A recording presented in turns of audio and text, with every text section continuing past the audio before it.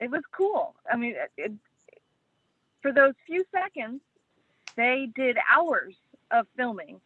And it just was, after a while, we started running out of Good afternoon. Hi, Oh, everybody. bye, guys. How do we sound? Good? Good. Awesome. How are we on the Zoom? Can the Zoom folks hear us? Yes. We can hear you. Yep. Okay, good deal. Welcome, everybody. Welcome to the May 19th meeting of the Rotary Club of West Jacksonville. Should I do it again? That was a ring. If the folks on Zoom, hi everybody. They don't know it, but we have this big fancy new screen and we can all see you and hopefully you can hear us loud and clear. Today our invocation will be given by Chris Berge and then Ken Baker will lead us in the pledge. Bow your heads, please. As we Rotarians gather, please keep us aware of opportunities to serve our fellow citizens and community. Please strengthen and guide us as we face each day's challenges and steer us to always perform our best. Amen.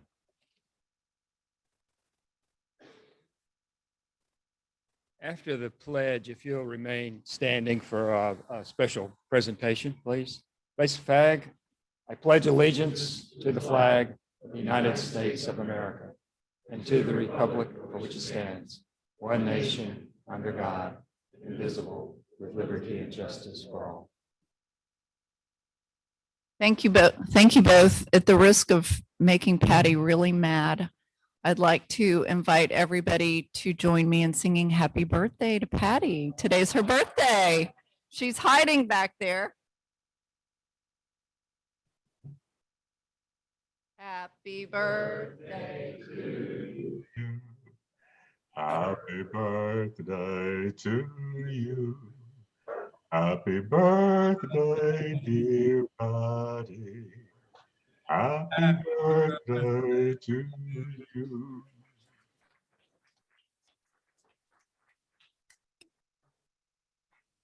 Happy birthday, Patty. We sure couldn't do what we do without you. We appreciate you very much. I would like to thank Charlie for being our greeter today.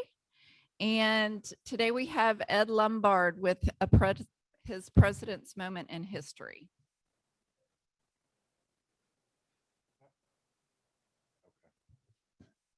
So my year was 2017-18, making a difference. The Rotary International president that year was from Australia, Ian Risley.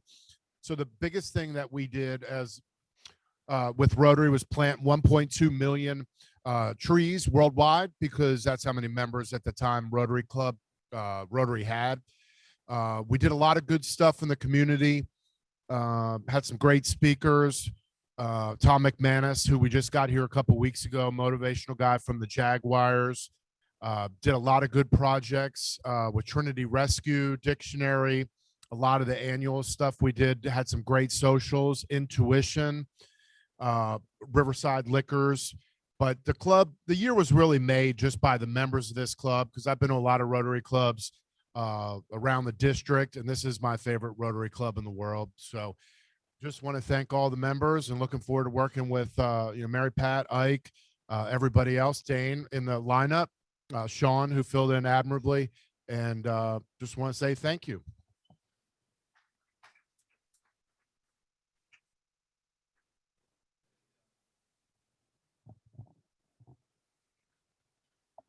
I had to lower it right back down.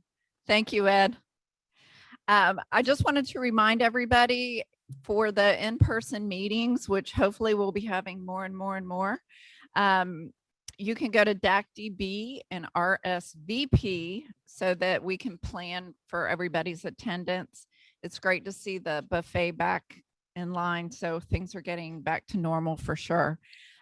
Carter is on Zoom with us to give us an update about the river and road cleanup this Saturday. Thank you, President Mary Pat. Yes, this Saturday at 10 a.m., we're going to be meeting at the Curtis Lee Johnson boat ramp. It's right off of San Juan by the Cedar River Club, if anybody knows where that is. And so we'll be meeting there. You can do boating or land. We're going to be cleaning up the area on land for those that don't have access to a boat or don't want to be on a boat. And then we'll have trash bags and garbage pickers ready for people who want to go out and clean up the river. I recommend bringing sunscreen and some of your Rotary gear so we can represent Rotary. And it'll be this Saturday at 10 a.m. Thank you. Thank you, Carter. Thanks for putting that together. And William Milne, please.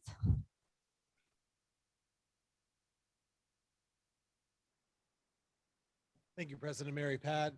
I am filling in today for Lee Davis. And if you will all please join me in a moment of silence.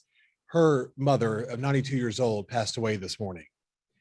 And she cares so much about this club. Naturally, Lee is very, right now in a very upset state and had a wonderful relationship with her mother. And she sends all of her love out to all of you. So please just join me in a quick moment of silence for her.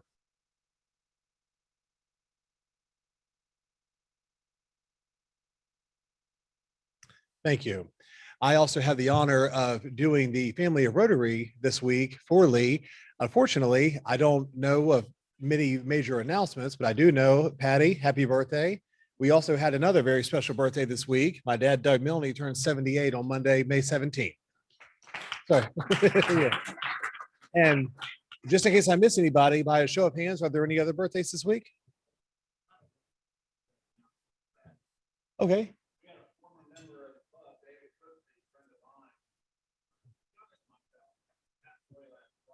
Mm.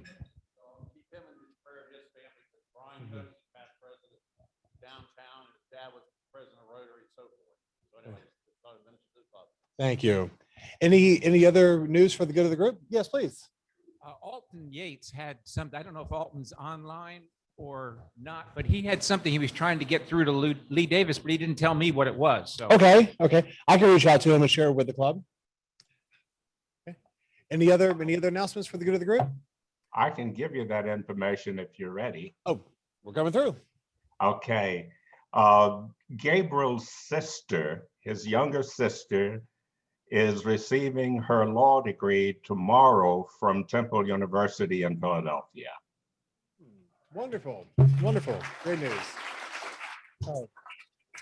And we are in the works of planning our next social outing, which is going to be at Manifest Distillery. And we're looking for the second Tuesday in June. I've been speaking with the owner of the distillery, and he recommended coming on a Monday or a Tuesday. That way we can have private access and we can have a tour, and it was just going to really be a terrific event.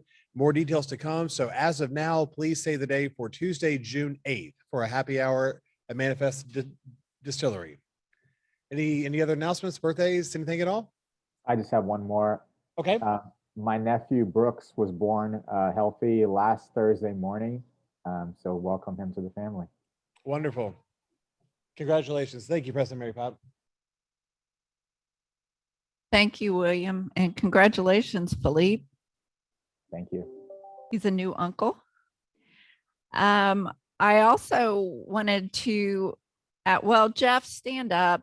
Thank you for, Jeff Rayner. Thank you for hosting. Thank you. I just wanted to let everybody know Jeff led the charity grants committee this season, and he chaired the group with members Ron Roberts, Jason Cooter, Shep College, and James McDonald. And we were able to distribute $9,500 this time for charity grants. So we were fortunate that we had some excess funding in the budget because of the lunch, because of the due situation and Zoom, and it enabled us to provide $9,500 in grants. It broke down Hope Across the Globe for $2,000. That's the organization that Rahul has been working on with the Southjax, is that right? Southjax Rotary. So that's an international project. We have $2,000 going to the Jacksonville Zoo. We have $2,000 going to First Coast Blessings in a Backpack. And that's an organization that provides backpacks of food for children that are in need. They send the food home with the children on the weekend to ensure that they have a good meal. And our donation will be enabling kids at, I believe it's West Riverside Elementary, to have food with them for the weekends. Philippe is working on some volunteer opportunities for us with that organization.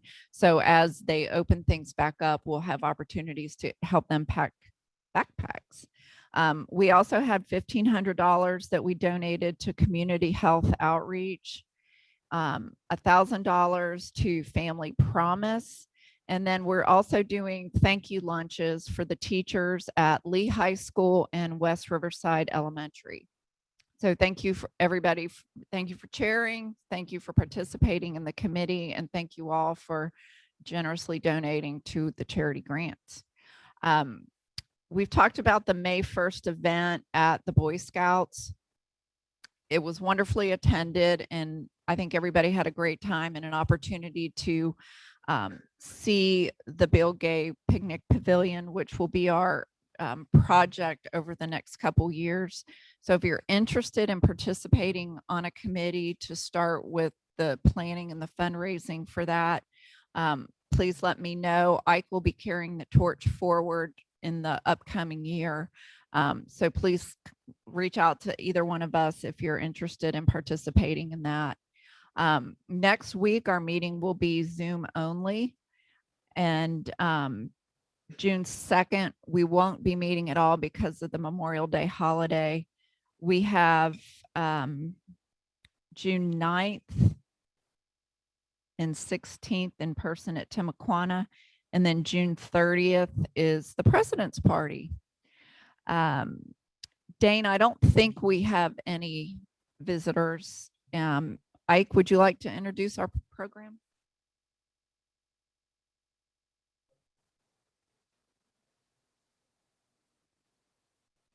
Thank you, President Mary Pat.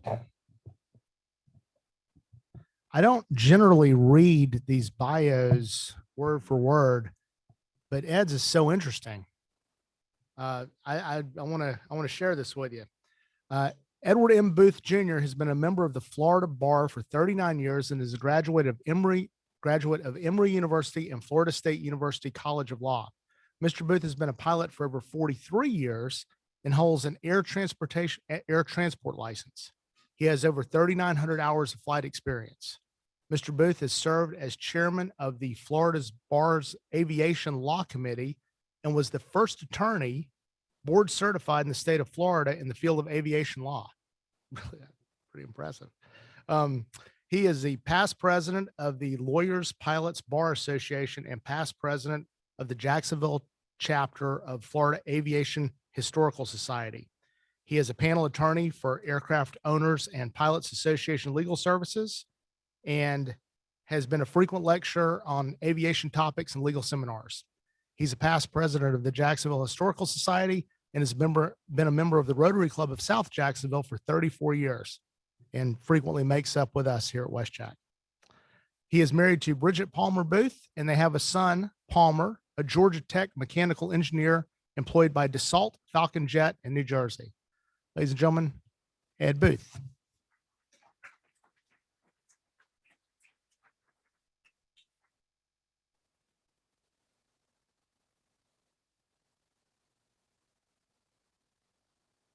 Well, it's so nice to be back at WestJax Rotary. I have so many friends here and have been making up here for almost 35 years, back in the days when you truly had an aviation theme to the club, when you met at the site of what was called Hart Field in a little museum hanging from the lobby of the Holiday Inn. But I'm here today both as an aviator and a historian to tell you about a person who is connected to Jacksonville, unfortunately, because she died here, who you may never have heard of, but she was world famous at the time she passed away and was lost to obscurity for more than 50 years. No aviation books really talked about her, and it's only been in the past 20 or 30 years that she has been rediscovered, her place in history now secure, but her life story is truly inspiring, and it has a Jacksonville connection, and that's what I'm going to talk about today. Is the remote control plugged in?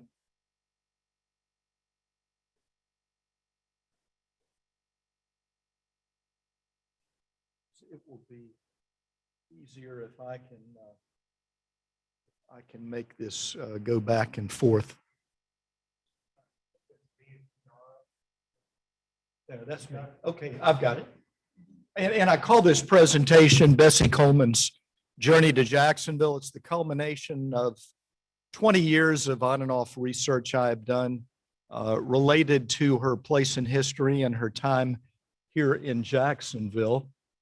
This is what I do for fun. I've owned this airplane about 34, 35 years now. Randy Thornton has bravely endured probably 7,000 or 8,000 miles of travel around the United States in it. But this is the contraption that I fly around in. Brief outline, we're going to talk about Bessie Coleman's early years, her learning to fly, and then her coming to Jacksonville. And some common threads she developed with some other important people here in Jacksonville back in the early 20s. She was born into terrible poverty, one of 13 children. She had an interesting ethnicity. Her father was half Cherokee Indian, half African American. This was only recently discovered, and recently within the past 10 or 20 years. She's always been known as the first African American, male or female, to earn a pilot's license from an official credentialed flight school.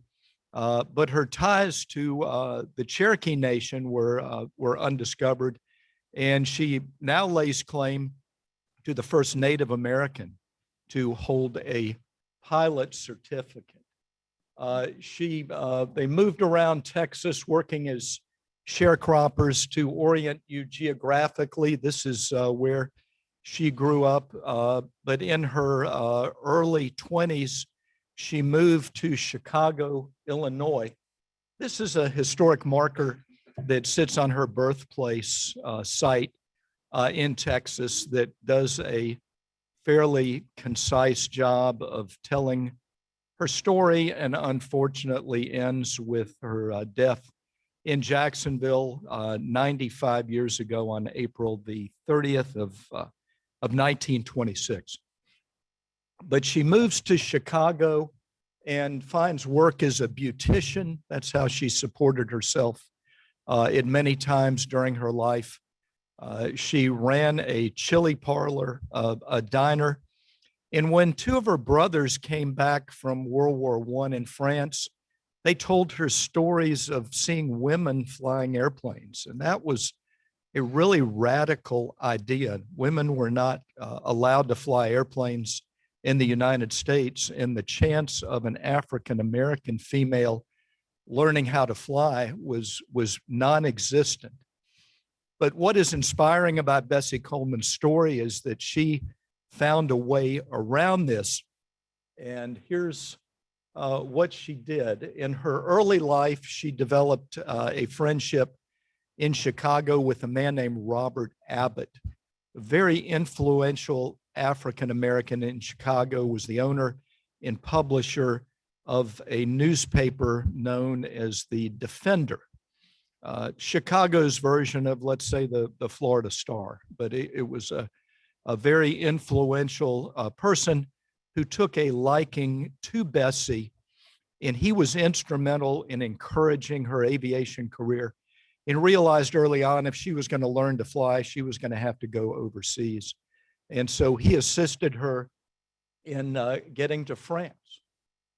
She leaves the United States November the 20th of 2020 to attend a well-known flight school in France. There were people who learned how to fly by just being shown how the controls work. But there were actually 17 or 18 years after the Wright brothers, credentialed schools in France had one of the finest and best respected. But this is a copy of her passport. This is how you traveled to Europe 100 years ago. We take jumbo jet travel for granted, but 100 years ago, this was the 747 that you got on. And this is the actual ship that Bessie Coleman rode to Europe. She learned to fly in some very dangerous, hard to handle airplanes, the Newport, which distinguished itself in World War I, very maneuverable, but pilots' days in World War I were measured in weeks. A week or two as a World War I pilot was a long lifespan. And she survived. She took to this naturally. And within a couple of months,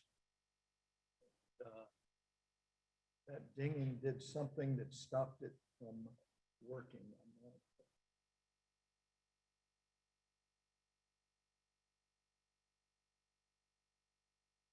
Okay. So on June the 15th of 1921, and this is the big anniversary that's coming up in a few short weeks, will be the 100th anniversary of Bessie Coleman receiving her pilot certificate. And this is a copy of her pilot certificate. And she becomes the first African-American, male or female, we think, certainly female. There were Black men flying airplanes at the time, but they didn't have official licenses. So to be historically accurate, she is the first person of color and first Native American, if we take that heritage into account, to have a pilot certificate. She returns to the United States and she does two things. Flying was dangerous. It was expensive. And even though she endeavored to be what was called at the time a trick pilot, flying was really a novelty back then. There was practical application for warfare and for entertainment, but people didn't travel from point A to point B in airplanes yet. So she becomes a lecturer. And this is what made her famous, is she spent the last few years of her life going around and talking to school kids, primarily at historically African-American schools, but she would follow a rather standard format that she developed of showing movies of her flying and then talking about the obstacles she had overcome. But she performed an air show in Long Island in September of 1922 and immediately became a sensation and literally world famous. She, as many of the early aviators did, having a really snappy uniform type outfit was important. Amelia Earhart, after her, became a very fashionable, and everyone watched what she was wearing. But the early aviators tended to military type outfit themes. What is notable about Bessie Coleman is she did all of this before Charles Lindbergh took up flying, before Amelia Earhart even thought of flying. She was really the pioneer, and she was a woman, and she did it against all sorts of odds. Here's a well-known photograph of her. There's an oil painting on the right, hangs in the San Diego Aerospace Museum. She continues to perform. Her airplane of choice was known as a Curtiss Jenny. The Curtiss Jenny was made in huge numbers. As many as 10,000 were manufactured around the time of World War I. Mechanics understood them. Everyone knew how to work on them. but they were very dangerous machines. And she was seriously injured in 1923 performing in an air show in California. It took her about a year to recover from that. She continued to lecture.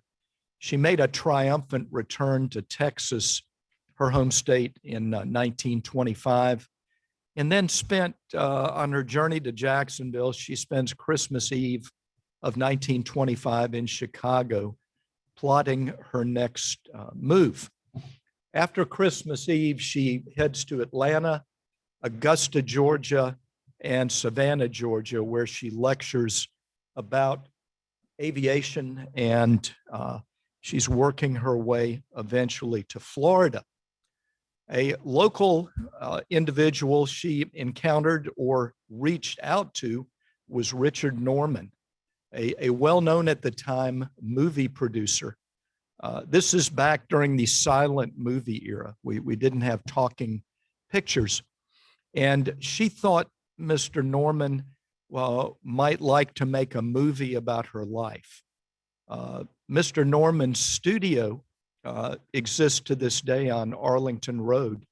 It's one of these Jacksonville stories that very few people have heard of, but they start a correspondence that has been preserved that tells us what his intentions were and what she was hoping for. Norman Film Studios has recently been restored.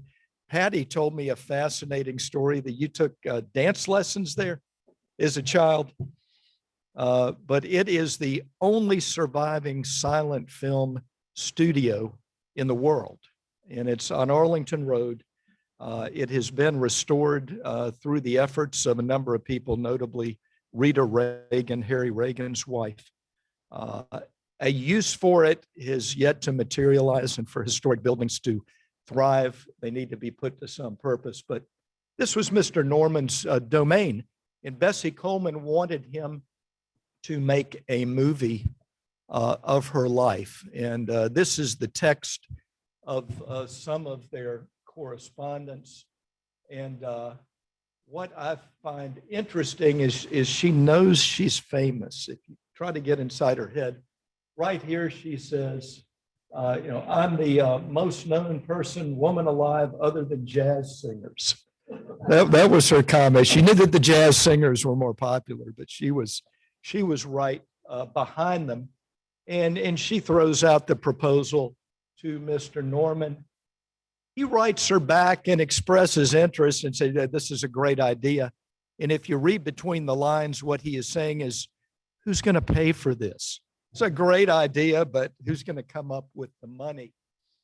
They continue their correspondence. She comes up with a name for the film. She wants it to be 5 reels. Apparently, if you had a 5 or 6 reel silent movie production, that was a big deal. And that's an actual image of her handwritten correspondence to Norman. And unfortunately, we don't think she ever met Norman. They got to the point of who's going to pay for the movie, and then she was tragically killed. But Norman stole the idea from her, maybe, and he eventually made a film that survives to this day called The Flying Ace, that was shot on Arlington Road back in the 1920s. And film at the time was a highly flammable acetate, and not many of the silent movies have survived. This one, the Smithsonian has a print of it, and from time to time, the DVD of it is not in public circulation, unfortunately, but every couple of years they show it at the public library, and it's quite good, and it is based loosely on Bessie Coleman's life, so she was immortalized to some extent in that film. She's making her way into Florida, and she becomes friends or is befriended by a minister and his wife at a well-known African-American church in Orlando. And she speaks at Orlando schools and she works as a beautician to raise money. And she meets a Mr. Beeman, who was the heir to a chewing gum fortune. And reading between the lines, we know Bessie was a very attractive woman, and she used her powers to convince Mr. Beeman to buy an airplane for her. That's really the bottom line here. And so Beeman agrees to buy an airplane, and it's a Curtiss Jenny. This is a picture of the Curtiss Jenny in the Smithsonian's collection. And they locate one in Texas, in Dallas, Texas. She purchases the airplane sight unseen and arranges for a pilot to fly it to Jacksonville, Florida, where she is scheduled to perform in an air show on Saturday, May the 1st of 1926. At this point, we need to talk about how dangerous the Curtiss Jenny was. It's a really difficult airplane to fly. And as evidence of this, I show you a restored Curtiss Jenny that was reconstructed about 2015 by some very experienced aviators in southern Georgia. On a fateful day, a highly experienced FAA inspector with 12,000 flight hours and another experienced ex-airline pilot took the Jenny aloft, and both perished in the crash, because it is just, I mean, this was a beautiful award-winning restoration, but it only flew 3 or 4 times, and that's what happened. And what the NTSB found was that the propeller came apart and caused the engine to rupture a fuel line, and the wooden airplane caught fire in the air, and they actually had no control over it. And then, here's another restored Curtiss Jenny that someone tried to fly. So as you look at what Bessie Coleman was attempting to do, you have to appreciate that these were very, very dangerous machines. The Jenny is immortalized in the famous upside down stamp. It's kind of the epitome of the early 1920s biplane. But she arrives at the Jacksonville train station, now the Prime Osborne Convention Center, on Tuesday, the 27th of April of 1926. And she is met by one of her sponsors, a Mr.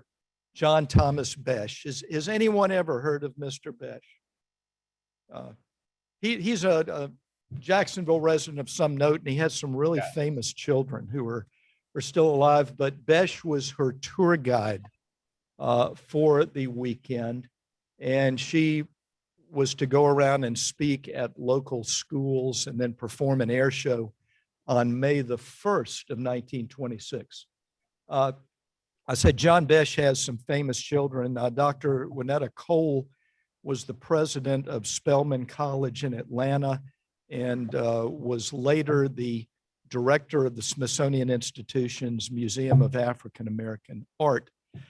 His son, John Besh Jr., is a world famous jazz drummer, apparently more well known in Europe for whatever reason. And then his third child was Mavane Besh, known to everyone in Fernandina as the Beach Lady. And so John Besh left a lasting legacy, but for the purpose of this talk, he was Bessie Coleman's guide during her time in Jacksonville. Bessie spoke at local schools on the 28th and the 29th. She spoke here at Stanton, which is in need, as we speak, of some serious TLC. It's about to fall down. The roof has failed. I really don't understand the Duval County School Board or the city of Jacksonville, whoever owns it, letting it deteriorate, because it's a very historic building. A man named James Weldon Johnson was the principal of this school. Bessie Coleman spoke there, but it's an example of where she appeared. On the 28th of April, Wednesday, A Mr. Wills appears in Jacksonville with Bessie's Jenny, that he has flown all the way from Dallas, Texas. Took him about a week. He made something like 5 or 6 unscheduled emergency landings, but he made it to Jacksonville's airport at the time. The first airport where the beach is, but the first real airport was what is known as Paxson Field, where Paxson High School is today. So he lands at Paxson Field, and he is greeted by Jacksonville's famous aviator, Laurie Young. It's a road out at Jackson International named after him, but he was all things aviation in Jacksonville back in the early days, and he lived until the 1980s, died in 1984. I knew him briefly. Laurie Young inspected this airplane and expressed amazement that it had made it from Texas, that the engine was in such poor condition. It's supposed to put out 200 horsepower. It only put out a fraction of that. And a friend of mine was also there, and he was my sponsor in Rotary, believe it or not, Jimmy Howard. I believe Patty remembers Jimmy. Jimmy was the first manager of Jacksonville International Airport, 1968. He brought the airport from Imeson to Jackson International, and Jimmy was born in 1898, I believe. And he was in his young 20s pursuing a career in aviation. And I, got some firsthand information from Jimmy about the arrival of Bessie Coleman's airplane and what bad shape it was in. And so Bessie is traveling around Jacksonville, speaking at schools. She has a chance meeting at a Jacksonville restaurant in the La Villa section with Robert Abbott. You'll remember him as the owner publisher of the Chicago newspaper, The Defender. And Abbott warned her not to fly with Mr. Wills. So he didn't like the looks of him. But she did not heed his advice. And as it turns out, he had nothing to do directly with what happened. So on the fateful day, Friday, April the 30th of 1926, John Besh picks Bessie up from her rooming house, and they proceed to Paxson Field, where she is going to go on a test flight in her new old airplane with Mr. Wills. And part of her air show routine was to do a parachute jump, and she needed to scout out a location to land. And so she chose the rear cockpit. Wills flew from the front cockpit. Bessie was a short, diminutive woman, and so she could see over the edge of the airplane. She didn't fasten her seatbelt. And so they depart Paxson Field at about 7:30 in the morning, and this is what it looks like today. The Jacksonville's original airport is still somewhat recognizable. It's behind Paxson School itself. And unfortunately, as they climbed through 2,000 feet, something happened to the elevator control circuit of the Jenny, and it went out of control, and Bessie Coleman was thrown from the airplane and wasn't wearing a parachute. Wills attempted to regain control of the airplane, was unsuccessful, and he died in the ensuing crash. It happened right over this intersection, Broadway and Edgewood Avenue, and Bessie Coleman died. This used to be a McDonald's on Edgewood Avenue. It's some kind of seafood restaurant now, but Jimmy Howard took me out there 30 years ago and showed me where it all happened. And this is where Bessie Coleman landed, was in basically the parking lot of this restaurant. Of course, it was just open field at the time. And Wills is killed instantly. John Besh rushes to the scene to attempt to do something and was unable to. This is the only picture we have of the wreckage. Anyone knows of one, there might be one languishing in an attic somewhere. That's the challenge of any historian. And no one knows what happened to the wreckage of her airplane. It would be a valuable historic artifact. And, you know, we dream of it's in a barn somewhere on the north side of Jacksonville. I doubt that, but history tells us that souvenir hunters carted away most of it in the ensuing day or so. And somebody has a piece of Bessie's airplane in their garage and they don't know what it is probably.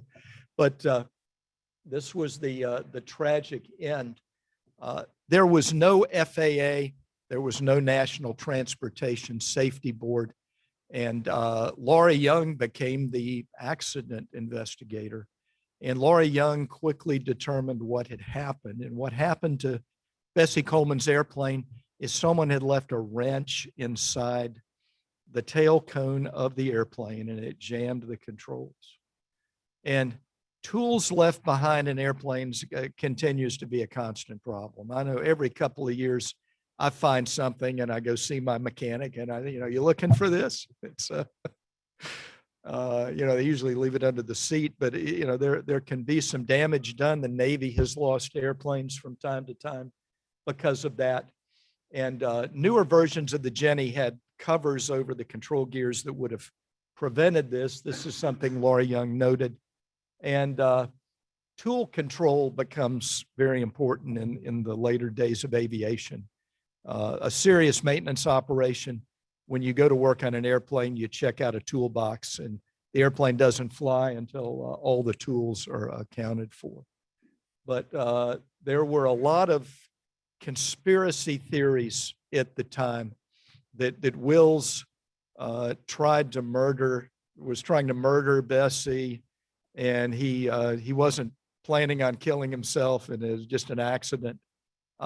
Those have largely been debunked over the years, and this was just a tragic accident. And we see that from modern times that the Jenny is a deadly, lethal contraption. Bessie's body was taken to the Lawton Pratt Funeral Home, still in existence, still looks just like it did on Beaver Street. This is a recent picture of it. There was a grand gala event planned that Saturday night in Bessie's honor. The air show was canceled, the carnival was canceled, and this event was canceled. On Sunday, 2 funeral services were held for Bessie here in Jacksonville. The first one was at Bethel, well known to most people here in Jacksonville. 2,000 people crowded inside the sanctuary. 3,000 people stood in the street. Later that evening, her body was taken to St. Philip's AME Church on Union Street for a second funeral. And then she was taken to the train station and sent to Orlando, where a third funeral service was held before she was returned to Chicago, her hometown, for burial. She's buried in a cemetery on the south side of Chicago. It is somewhat of a shrine for aviators. Once a year on the anniversary of her death, a group of people fly over and drop flowers. When I was doing research for this long time ago, this is Ed Booth as a young man at Bessie Coleman's grave in Chicago. One of the reasons she became lost to history is because the newspapers really didn't pay much attention to this. This is the Chicago Defender. The Florida Times-Union had a little something on the back page. This is the AP official wire from Jacksonville, and it's somewhat dismissive of Bessie Coleman and tends to emphasize Mr. Wills, but that was, I guess, the way things were at the time. The goal of any historian is to make history come alive, and I wanted to find something tangible to prove Bessie Coleman was here in Jacksonville. I knew the Bureau of Vital Statistics for the whole state was here in Jacksonville. And I knew that if a person had been dead longer than 50 years, anybody could walk in and purchase their death certificate. And so I went to the Bureau of Vital Statistics one day and asked for the death certificate of Bessie Coleman and had her date of death. And 30 minutes later, I walked out with a certified copy of Bessie Coleman's death certificate, which is quite interesting because it lists aviatrix. That's a new occupation. And cause of death, accidental fall from an airplane. And so there's a record of her death here in Jacksonville. Mr. Wills, they couldn't locate him in the database. So who knows? But that was her connection with Jacksonville. And as I close this presentation, I think it's unfortunate that there's nothing here in Jacksonville of any significance to honor her. We have a wonderful opportunity coming up. It will be the 100th anniversary of her death in 5 years. Next month is the 100th anniversary of her becoming a licensed pilot. It was a very full life in the intervening 5 years, but there's nothing in Jacksonville other than this plaque outside of Stanton High School, which is really well done. A lot of care went into this, but nobody is going to find this. Nobody's going to happen upon this. And you take your life in your own hands walking up to the front entrance of a Duval County school unless you have an official ID tag with you. Other places, this is in Texas, have honored her. I think a school should be named after her, particularly in light of the fact she spent her last days here in Jacksonville going from school to school. I'm torn if it would be a good idea to strip a Confederate general's name off a school and put her name on it. I think she probably deserves a brand new school of her own. To show you her rediscovery, the same year Elvis got his own stamp, Bessie Coleman got a U.S. postage stamp. The main entrance road to one of the world's busiest airports, Chicago O'Hare, is known as Bessie Coleman Boulevard. She is not talking to you. well known now. This was in a magazine I received yesterday, the AOPA magazine. From this month has a little bit about Bessie to celebrate the 100th anniversary of her becoming a pilot. And so maybe the ultimate cool thing to have happen to you is for Google to honor you. And on her 125th birthday, a few years ago, Bessie got her own Google Doodle. And I will close with that. I think I'm about out of time, but I'll be happy to answer questions afterwards. Thank you.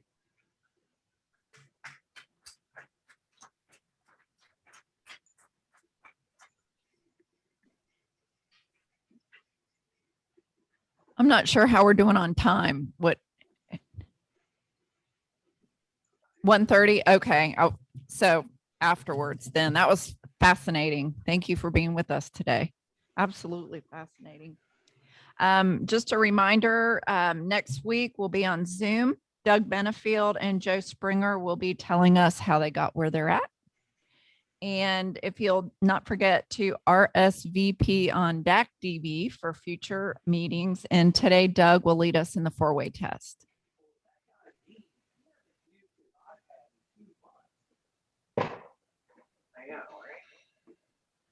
That makes you wonder how he's doing his time. The 4-way test of the things we think, say, or do. First, second, third, and fourth. We will miss you. Both are all concerned. I'll try not to. Where you gotta go meeting? Yeah. Thank you all for being with us today and have a wonderful rest of your week. Bye. All right, time to go. He's a good little boy.